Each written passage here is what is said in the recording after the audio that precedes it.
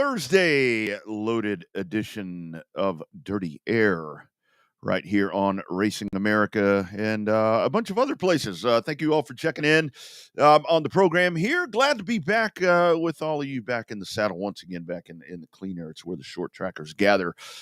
We talk about that each and every week. Week off last week, I take a little trip over to Myrtle Beach, South Carolina. First thing that I did, of course, when I got into the cab for the first time was to be sure and ask the gentleman that was driving me that said he had been a lifelong resident there of Myrtle Beach. You know what I asked him? Hey, man, where was that racetrack? So got all the insight on that. So really cool time away right there, but glad to be back with all of you guys as we embark into coming off a great weekend. And we'll talk about that here on the show. Landen Lewis is coming up here just in a matter of minutes, probably about 10 after.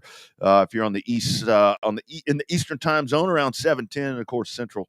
6:10 if you're way out west. I can't count that high, so I don't know exactly. I think you guys are 2 hours ahead. So anyway, just a couple of things right there. If you guys have comments throughout the show, feel free to drop them in the chat, whether you're checking in on the Racing America YouTube page, if you're checking in on Facebook, however you are pulling all this in.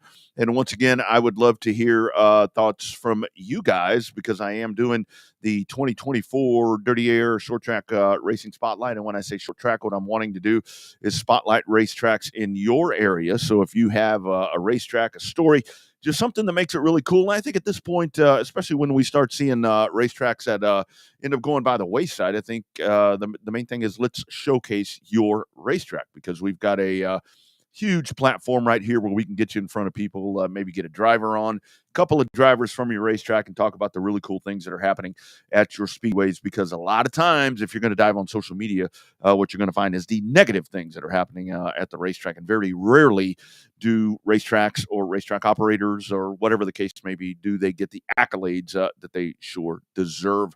Going to start off on the show. Man, a little bit of breaking news, I guess, actually, if you were checking out the Racing America Facebook page, I was actually going to dive in and start talking about the different winners this past weekend. I will talk about Montgomery here in just a little bit.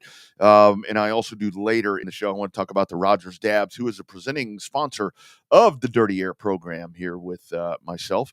I want to talk about that Pro Late Model Challenge. Things a lot more clearer now as to what's going to be happening with that. Dates officially out and so forth. But a little bit of breaking news is I was going to talk about those winners. One of the guys I was going to talk about was going to be Jesse Switzer, the winner there at the conclusion of the Northeast Classic there at New Hampshire. That was the guy that headed over to Victory Lane and was the apparent winner of that. And the breaking news I think I saw. Thank you all for checking.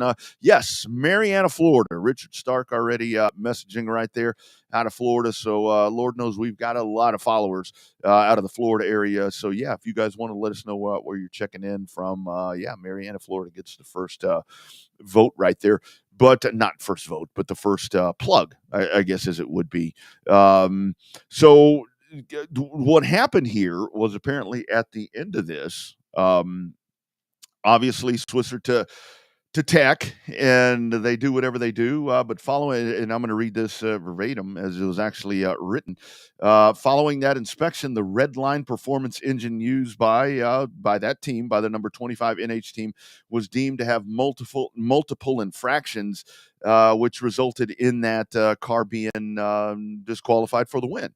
And not only on top of that, the engine build or the engine manufacturer there as well, they are going to be thrown out, as we say. They're going to be thrown out there for a matter of time as well. And this is something that, well, I wanted to touch on this. And here's a quote from this.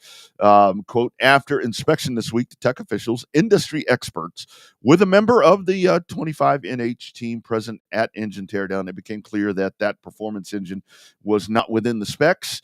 And that's what happened right there. All right, we got Colchester, Vermont. So now we're going way up to the top. So I like that. We're going way over here. If I'm looking at it, we're going way over here, and then we're going way over here. That's why we do this program, because we can reach far and wide. It's a very long phone cable that we use to do this stuff. But so my thought, And again, this is like where I say sashay on up to the double R bar and let's have a conversation. So my thought with this, and this is where it's been, I can certainly attest to this from working with the Rogers Dabs folks, because one of the things that in Texas, on the dirt side, IMCA is huge in Texas. And I know with our friends at Crate Racing USA, I've had this conversation with Adam Stewart to where it's situations like this when folks want to talk about what can you do to kind of, I guess, it's a combination of level the playing field.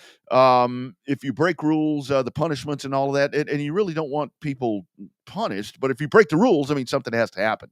But like what you're doing right here, because I know with IMCA, the way that works across the nation is, let's just say that you buy an engine from said engine manufacturer with those sealed caps and so forth. And you guys feel free to chime in if I don't fully understand this. I think that I know this full situation, but I could be wrong. And I think this is the real equalizer where folks on dirt dive straight into IMCA just because of the rules like this. So it goes in. You have to go to the engine builder, certified engine builder that is able to replace those, like in our case, Rogers Dabs, GM Performance caps.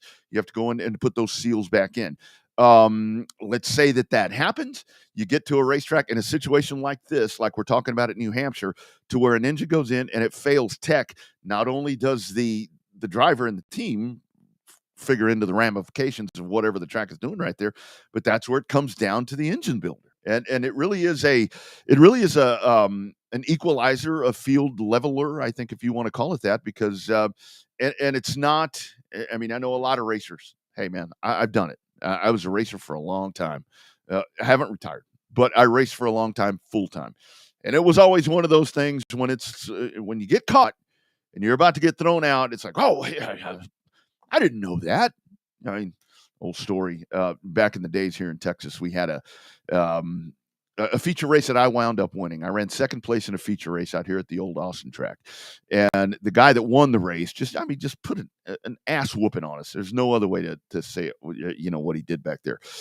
Used to have cam lobe rules and so forth and lift rules back in those days in the stock car classes, and so the dude gets, we all go into tech and we got to pull cam. We got to pull the cam. And that's, there's nothing more fun than being outside in a Texas summer at about 11:30 in the evening, because the program runs late, and you got to sit there and pull your cam and the pits. There is nothing more fun.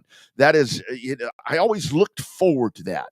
As a matter of fact, there were times that if we may have been a little fat in the cam, I think I fall back to fourth because I didn't even want to do that stuff, legal or not. Legal or not. But so this guy gets caught for a fat cam. And it's like, well, shit, I just grabbed the one off the kitchen table. Right. But what I'm telling you right here is a rule like this, that's where, and again, oversights and so forth. And this is not to disrespect the driver. This is not to disrespect anything. I'm just using this as a situation to where, when it comes to folks that want to in short track racing, when you want to put things on the straight and narrow and try to do things to equalize stuff, this is the way you do it. I mean, it's these situations. I mean, these are the ways to do it. I mean, I hate to say it, that unfortunately, you have to punish not only the team, but whether it was intentional or not, this is why you do those kind of things. So again, just that was breaking news that dropped about 41 minutes ago, I think it was, and you can check out that full article on Racing America on Facebook with just all of that that's mentioned right there. Speaking of stuff up north, speaking of New Hampshire, coming up later in the show towards the bottom of the hour, maybe just a little bit beyond that, Trevor Sanborn is going to join. Man, it's like every time I get to talk to Trev, we're talking about really cool things. Usually when he dives on one of my programs, but boy, he had a rough ride there at New Hampshire. I'll gently touch on that, and we'll discuss that, I'm sure, right here on Dirty Air. Continuing our show here, Dirty Air, on Thursday. Glad you all are with us, and we've had a really good show so far. And we continue to just, like I always say, it's where the short trackers gather. We just all talk short track racing. That's exactly what we do. And we're going back once again to the guest line, and really excited to welcome in. So many great young talents that we're watching around the country in the various series and so forth. Another one, first time here on Dirty Air on Racing America. We welcome in Landen Lewis. Landen, how we doing, sir? I'm doing good. How about yourself? I'm doing well, man. Thank you for taking the time here this Thursday evening. So, Landen, kind of talk about the season for you so far. Diving in with the Cars Tour, that man, I love that series. Yeah, Talk about that.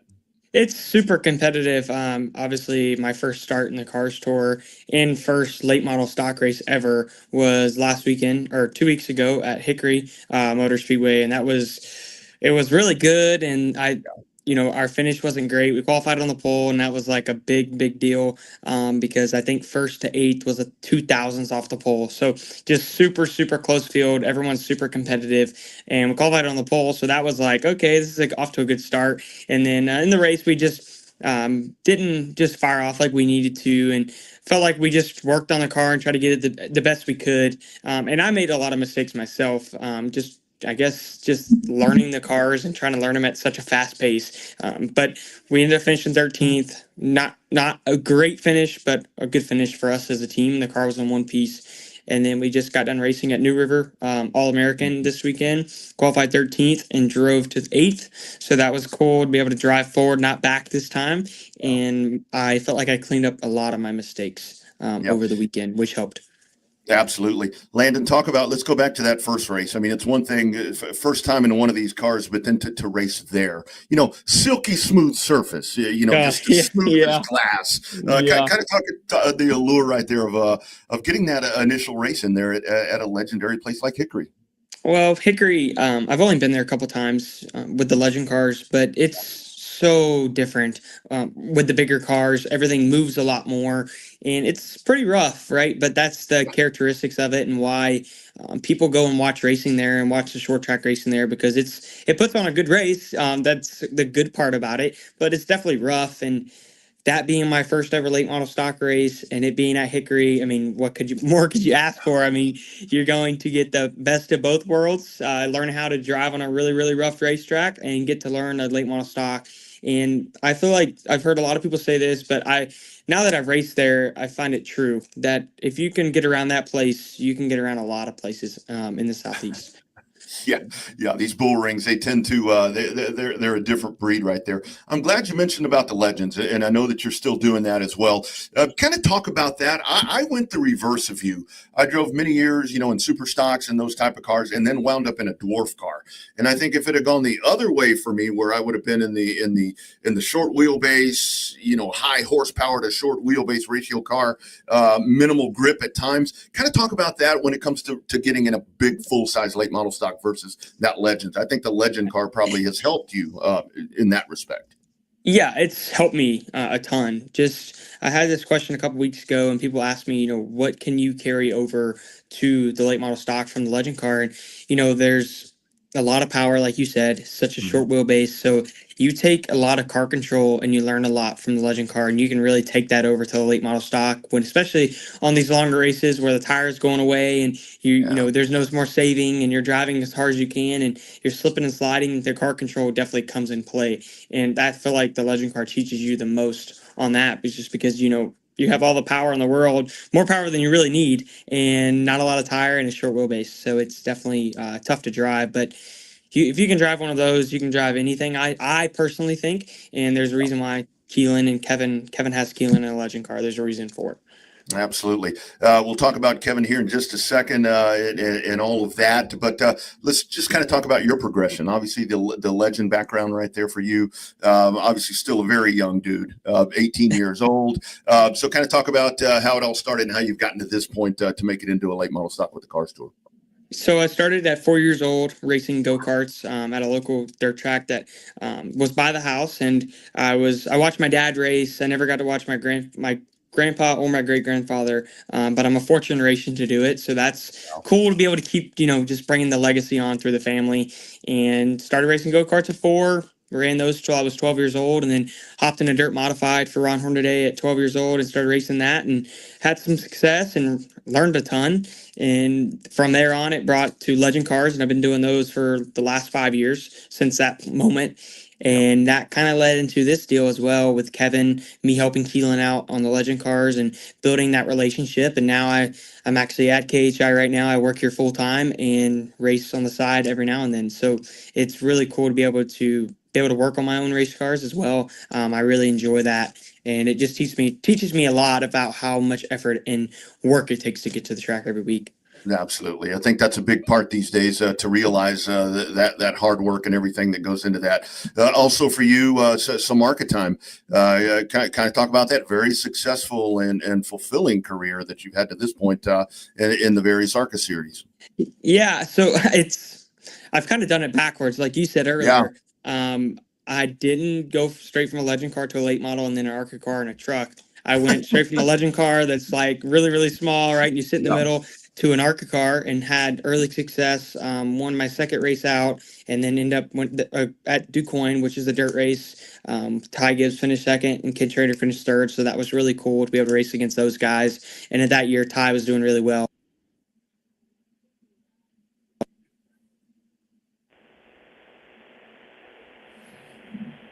Oh, lost his audio just for a little bit right there. Let's see. We still got you, Landen. I see you, but I think your audio may have kind of flipped there for just a second.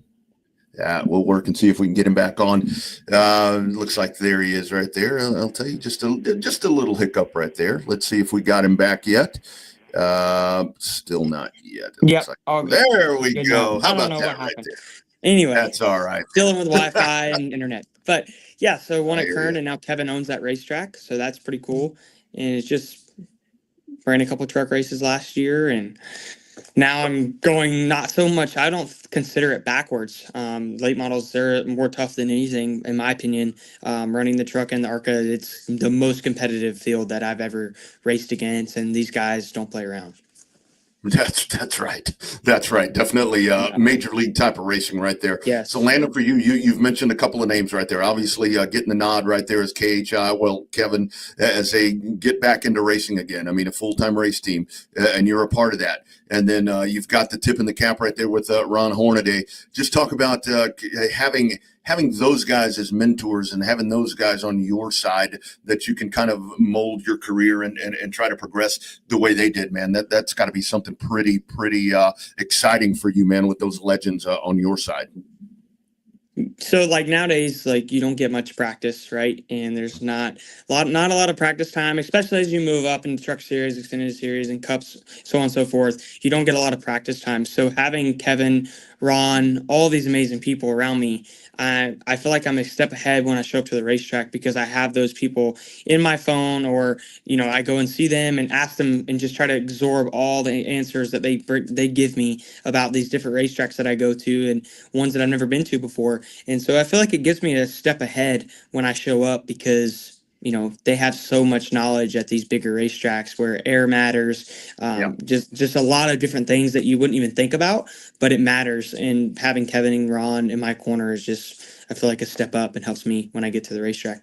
Absolutely. So lastly, Landen, for you, obviously with the Cars Tour and Legends, that's on the docket here in 2024. Anything else that you think that may pop up right there? I think for you guys, it's one of those things where you always have to have that helmet in hand because you never know when you're going to get that call to drive in various series and so forth. No, you never know.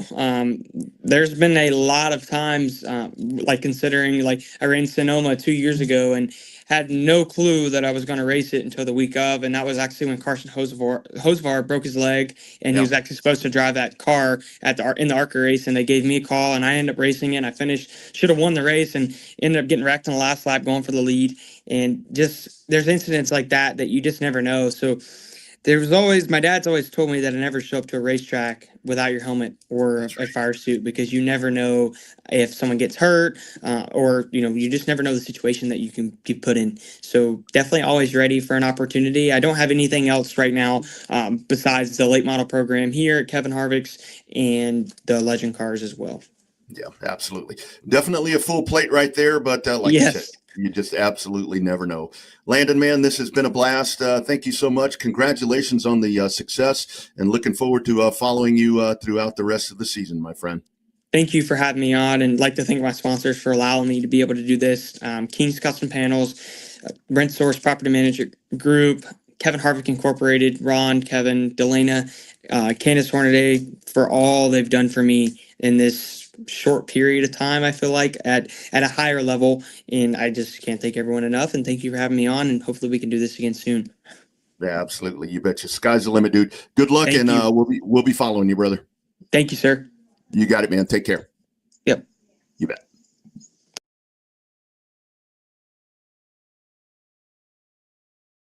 The young talents that we see popping up. I mean, great conversation right there with Landon, and I think that that's a cool thing about with short track racing like this, and whether we're on dirt or asphalt, as we resume here on Dirty Air. That one, obviously, a recorded interview that we had yesterday. Y'all like that? How I turned to that camera and then turned this way that fast. You like how my skin tone changed? That's why I always talk about on the show here that sometimes it's live, sometimes it's not. And I purposely, let me tell you guys, I purposely left when his cell phone service dropped right there. I left that there on purpose to make y'all think it was live. Just to see if you guys were going to be able to tell the changes that I was doing right there. I ain't that quick. My hips are horrible. I can't turn that fast. Anyway, Landen Lewis right there. Like you talked about, I mean, and this goes back to we're watching a resurgence, I can tell you here in Texas, of the Legends cars. And we've seen so many different drivers that have come through the Legends program that, I mean, look at them right now. I mean, Joey Logano, I mean, all the different guys that we're talking about that have gone through that program.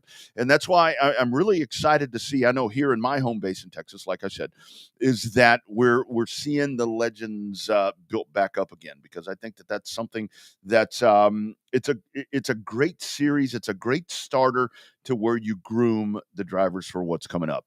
And I know, like, what I really like here in Texas, and again, you guys on the dirt side will have to tell me, because I know here in Texas on dirt, it's kind of a different world. When I talk about factory stocks here versus factory stocks in other parts of the country, they're like, that's not our factory stock. But what we're seeing in Texas with the divisions that are starting the youngsters in, or the new drivers in, it's a scaled down limited or sport mod. And I think that's so cool, because if you're going to race dirt, you're going to aspire to run an IMCA, or you're going to aspire to run a modified, a big mod. You're going to aspire to do that. And you're probably going to have to do a limited modified. You're probably going to have to do a sport mod. You're going to have to do all that. And I just think that it makes a hell of a lot more sense to teach for young drivers to learn that way, and what they plan to be progressing towards. My man Magic Mike Knotts checking in. I know he was on track there at Mobile International Speedway this past weekend. Great event there at Mobile as they continue to roll along there. And I'll tell you a little bit later on in the show when I start previewing some of the races that are coming up. Man, we got that big doubleheader that's coming up, man. Then it's going to be so cool at the end of April. I will talk about that. Before I step aside for just a second, Oxford Plains has been postponed. You probably heard that or saw that yesterday, depending on what social channel that you're on, but you know that it's bad. And by the way, as I'm doing this part of the show live, I'm looking out and we've got hailstorms and all this different stuff coming. So, yeah. People want to come visit Texas. They're like, when's the best time to come? I'm like, but Oxford Plains postponed over the weekend for saturated grounds. Saturated grounds. When you're canceling on a Wednesday for saturated grounds already, man, you know that you've got some nasty stuff going on. So hopefully everything good there. Midas of Oxford, Mississippi. Of course, that is the home of Roger Zapp Chevrolet, Brandon, Mississippi. So, like seeing that right there. Boy, and I'll tell you again, that's what's so cool about doing this show on Thursdays, is that we get folks from all over the place, and emails again, looking to showcase your local short tracks. I don't care where you are. It gives me hope when I see all these different states represented. Dirty Air Racing Show at gmail.com. So be sure and let me know what your racetrack is. great stuff still to come. Thank you for Landen Lewis for checking in right there, talking about his experience at Hickory, going out there. And when you talk about old lady racetracks like that kind of humble you, sounds like Landen got a little bit humbled right there, and he owned that, and that really is going to be a name to be reckoned with for a lot of years to come. Hey, before I step aside for a moment, you see me wearing these cool polo shirts right here, the Dirty Air. I'm backwards. The Dirty Air Nike shirts. These are for me because this is my program. But there is Dirty Air apparel. There's Dirty Air T-shirts. There's hoodies. There's caps. There's all of that cool stuff. You can actually go to the Dirty Air show page, and you'll find that link right there. And it's the on-demand shirts, the great folks in San Antonio that take care of not only myself, but a lot of great racers around here and a lot of great racers around the country. They will hook you up on a great budget, whether it's embroidered, whether it's screen printing, whatever it is, out of San Antonio, out the door, on your doorstep as soon as possible. On-demand shirts, a quick word from them, and then our presenting sponsor, the great folks at Rogers Dabbs Chevrolet GM Performance in the aforementioned Mississippi.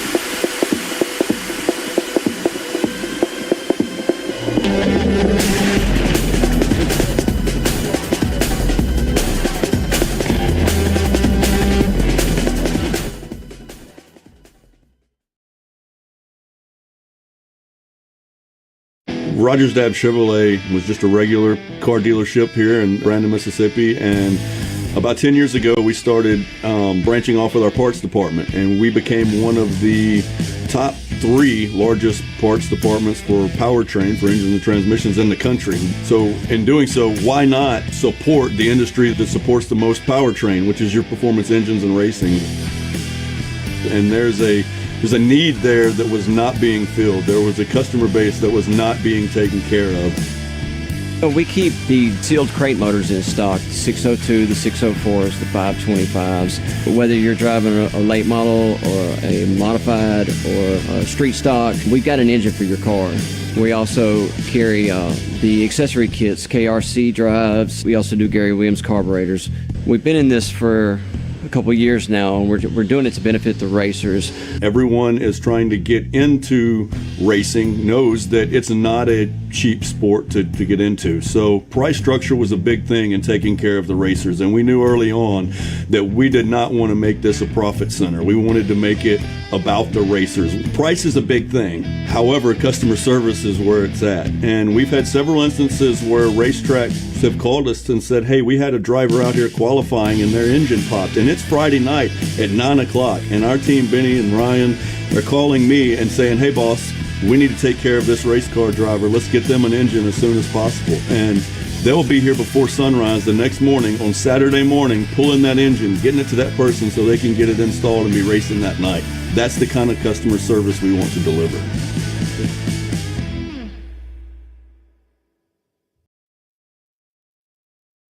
What you get from Rogers Dabbs Chevrolet GM Performance in Brandon, Mississippi.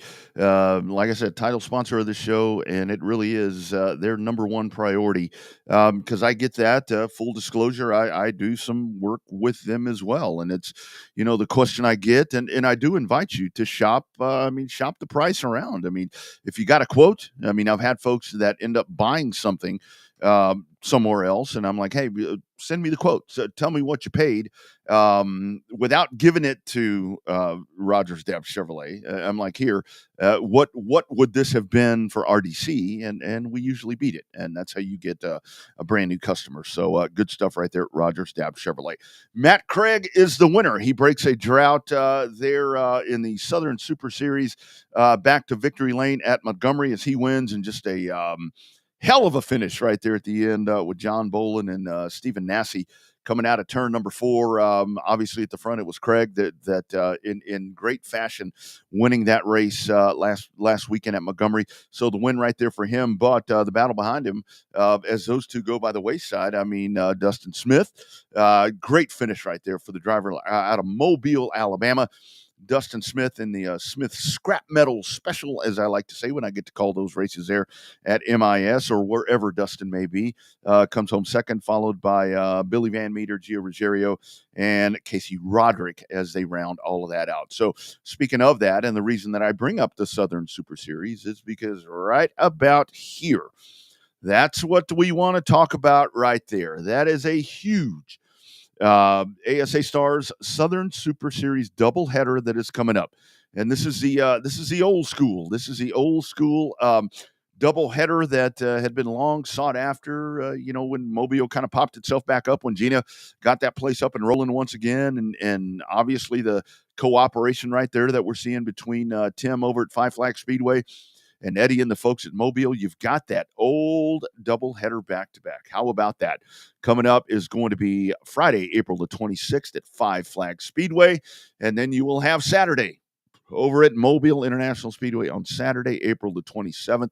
SouthernSuperSeries.com is the place to go for additional information. And how cool is that, man? To that right there. I'll tell you what that reminds me of. And that was back in the days because, like I've said so many times here on the show, is when I would have to read about this stuff, I either had to wait for the weekly newspaper publication or whatever that it was going to be, that was going to come in the mail. That's where I had to catch all of that stuff as to what was actually happening, what was going to be going on. That's where I caught that. And it was always that right there that they would do that doubleheader right there. We had, with All Pro.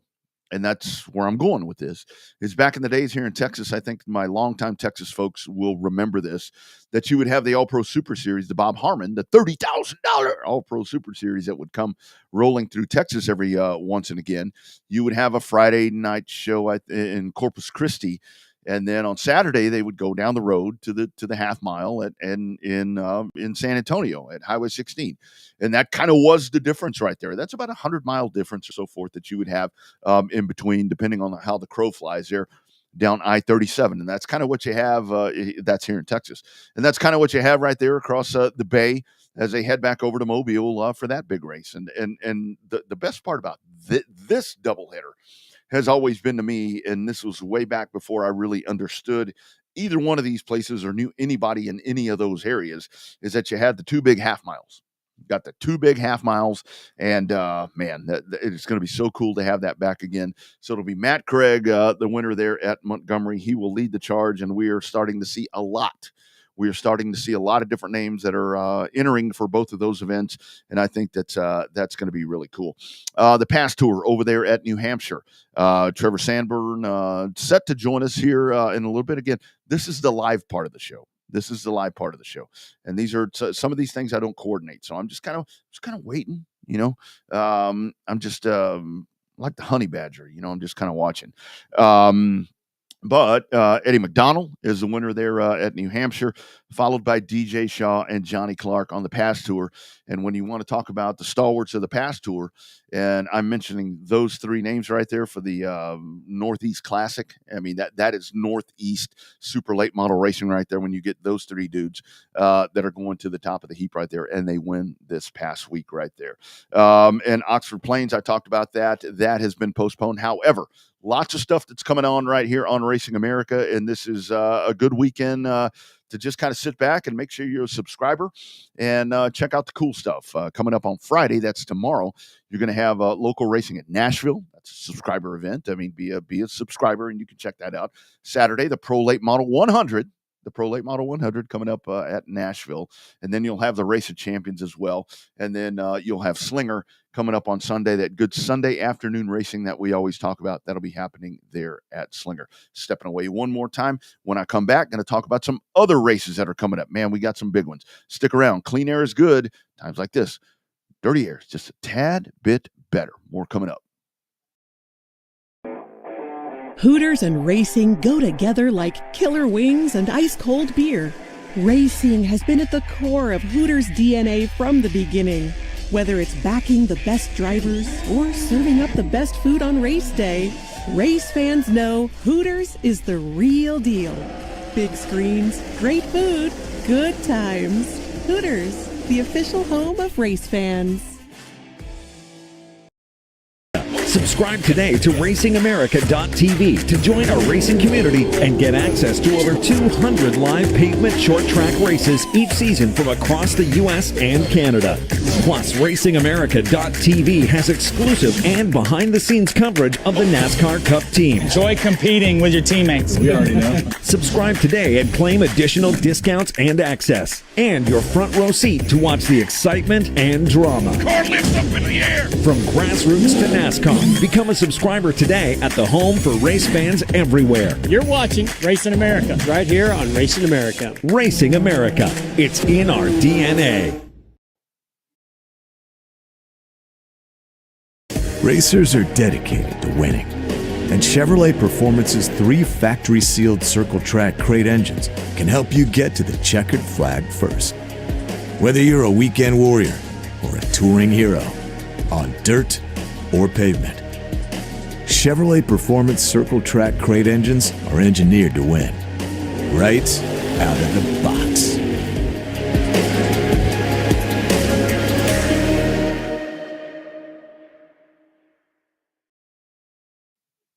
It is Dirty Air with Rodney Rodriguez. Welcome back to your Thursday. Glad that you were part of this. I want to talk about this because this is a big deal. I was talking there about Montgomery. Stephen Nasse, the winner this past weekend there at Montgomery Motor Speedway. We've talked about this a couple of different times in the some of the discussions right there as we talked about the Pro Late Model Challenge. And this is, again, a Rogers Dabbs deal that they have put together and we've seen a really nice resurgence here of the Pro Late models as they have built. It's a really good following. It's a really good car count. It's a really good event. It seems like each and every time that you get one of these Pro Late model events happening. But what's happening right here with the Rogers Dabbs Pro Late Model Challenge is you have these southern tracks, tracks along the southeast Gulf Coast that have all kind of teamed together, and they're working on this challenge with some additional funding coming from Rogers Dabbs Chevrolet. But the dates were announced. A little bit earlier this week. I think it was probably on Tuesday when that came out. So let me get that graphic out of the way right there, and I'll talk to you eye to eye. So you obviously had the April 13th event that just passed there at Montgomery. So that's race number 1. So obviously looking at that, Stephen Nasse sitting in the best place because he was the race winner right there. So coming up again, and I love the way that these are spaced out for the additional money. Like it said right there, it's going to be a minimum $5,000 award that's going to be presented to the winner of this challenge with Rogers Dabbs Chevrolet. You got a big break. May 13th will be your next race, and that's going to be over at Five Flags, so over to Pensacola. You take a break right there, May 31st, then you go to July 13th, and then you go to Nashville. And that's where you get the Nashville folks involved. And this is really the cool part for me because I think what's going to happen with the Pro Late Model Challenge is that you're between all of these tracks. If you look at all of these tracks, you've got pretty solid Pro Late Model bases. And you've got guys that will travel around, whether it be in the Alan Turner Pro Late Model Series at Pensacola or the different the Pro Late Model Series. So you go to Nashville, then you're August 23rd. This is really cool. So here we go. I was just talking about the doubleheader coming up at the end of April. Well, coming up on August 23rd, you'll have Rogers Dabbs Pro Late Model Challenge race at Five Flags Speedway in Pensacola. The next day, just like we're going to do here at the end of April, we're all going to do that cavalry. We're all going to convoy over to Mobile International Speedway, and we'll do it August 24th. So you got Mobile in the mix there as well. Coming up October 5th, it is back to the Nashville Fairgrounds Speedway. And then on October 13th, it all rounds out the Pro Challenge Series. The Pro Late Model Challenge Series rounds out there at Montgomery Motor Speedway. And again, just to be very clear about this, these dates and everything that I'm giving you right here, that is strictly for the Rogers Dabbs Performance, GM Performance Parts Pro Late Model Challenge. Pro Late Models will run their schedules as intended. Those dates, though, is where those tracks have gone in and solidified and chosen those dates as their Pro Challenge dates. So again, it's going to be it's like a race within a race is what you're going to have on those dates that I gave you right there, because that's how all that's going to work. So really super excited right there. Another doubleheader that's going to come up between Pensacola and Mobile. Man, I love that. I love that a lot. Hit the wrong thing, and now I'll pull it up. Coming up on Saturday, April the 27th. Again, that's the Saturday there of the Mobile race on the back-to-back doubleheader right there. But Cordele, Ricky Brooks, and the great folks over there, as they have fired off, and you want to talk about enforcing rules and so forth and so on. It really looks like that's what's happening there, just from various posts that I've seen, and that is not a surprise when it comes to Ricky Brooks. That's a great Facebook follow, by the way. Read some of the stuff that he puts on there. He had a really good one about parts and so forth. I know I led the show off talking about a disqualification and so forth, but you'll have the third annual Pure Stock Spectacular right there at the brand new rebranded Cordele Motor Speedway, CordeleMotorspeedway.com. So that's coming up a little bit later in the month. So lots of things that are going to be coming up in April. The doubleheader that I'm talking about right there, you've got the Cordele race. It's just a lot. And again, this weekend, nothing happening at Oxford Plains, but you will have the Slinger stuff coming on Sunday. Your good old Sunday racing that you get from Slinger. Before we close it out, one more word from our great friends at Rogers Dabbs Chevrolet GM Performance. Racers are dedicated to winning. And Chevrolet Performance's 3 factory-sealed circle track crate engines can help you get to the checkered flag first.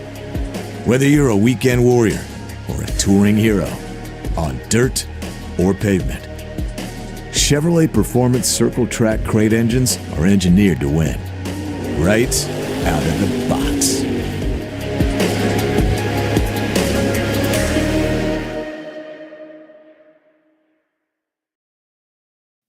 Rogers Dabbs Chevrolet GM Performance. And again, I talked about our friends at On Demand Shirts in San Antonio.